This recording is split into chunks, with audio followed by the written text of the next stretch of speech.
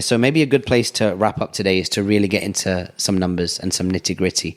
How much money would you need to invest in, let's say, a villa, location dependent, of course, that's, as a landlord, would give you a return of around 5% net, where you yourself could live in a comfortable, above average standard 2-bedroom apartment? How much of a collective pot of cash would you need if you're coming to Dubai and looking at doing this your split that way? Dubai has a lot of options, depending on the location you choose and the type of property you choose.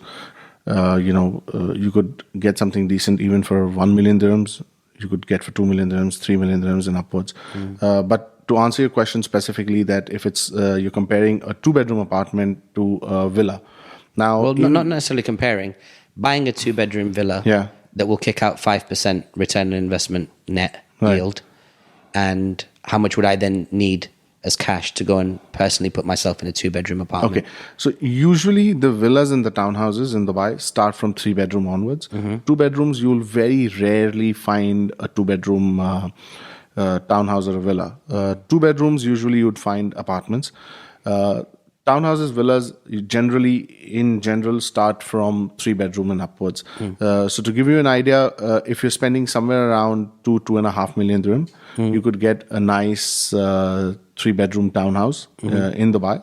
That will leave me with 5% yield. That could leave you with 5 or even 6% yield. Okay, so I need 2.5 million for that, and then for me to then go and rent a holiday home or a temporary place just to live in now and again, as I need it, 2-bedroom in a decent developer. A decent development 2-bedroom would, you could rent for anywhere around 100 to 120,000, depending on the location, the type of building.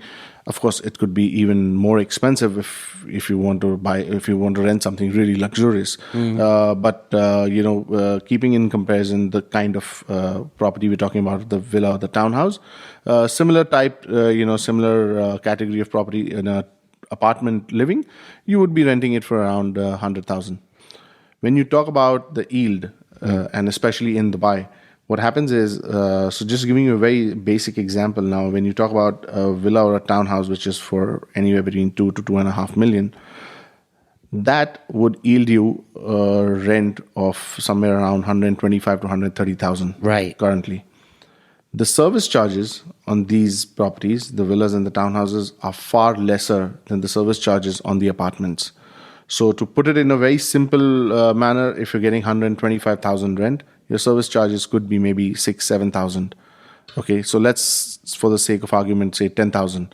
So you're left with 115,000 as net rent on an investment of say 2 million, right? Now, a same 2 million dirham apartment in a nice location would give you a rent of say 100 or maybe even 110,000 but the service charges on those apartments could be anywhere around 20 to 25,000. So what you're left with net in your hand is somewhere around anywhere between 85 to 90,000, depending on what the rent you're getting. So this is also one factor which actually makes this whole argument which we're doing about buy to live in or rent. So these are also factors which you need to consider. It's not always just the gross yield. We've always said that, and I also have a video on this, how to calculate your ROI. That's something which a lot of people do make a mistake, that they just go by the gross yield. They think, I'm getting more, but you need to look at the net yield, because that's when, you'll really know the exact financials.